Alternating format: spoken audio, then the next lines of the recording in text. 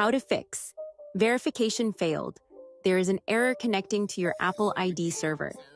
If you're encountering this error when trying to use your Apple ID to download apps or access features, follow these steps to resolve it. Step 1. Check date and time settings. And 1. Open settings on your iPhone. 2. Scroll down and tap General.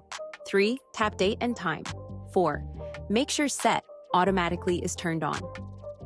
If it's turned off and set to the wrong time zone or date, enable automatic settings. This ensures the correct time zone is applied, which can resolve the error. Step 2. Sign out and sign back in. 1. Go back to the main settings screen. 2. Tap your name at the top, your Apple ID profile. 3. Scroll to the bottom and tap Sign Out.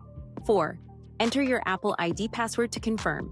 5. After signing out, sign back in to re-authenticate your account. Step 3. Restart your iPhone. Go back to General and scroll to the bottom. Tap Shutdown, then turn your iPhone off. Wait a few seconds and turn it back on. Restarting your phone often clears out minor bugs or glitches. Step 4. Reset all settings. 1. Go to Settings in General. 2. Tap Transfer or Reset iPhone Reset. 3. Select Reset all settings and enter your passcode. This will reset your iPhone settings, Wi-Fi, preferences, etc. to factory defaults but won't delete personal data like photos or messages. Step 5. Check Apple's System Status. 1. Open a web browser and search for Apple System Status. 2. Tap on the official Apple System Status page. 3. Look for Apple ID, App Store, or other related services. 4. If any services are listed as unavailable, the issue may be on Apple's end.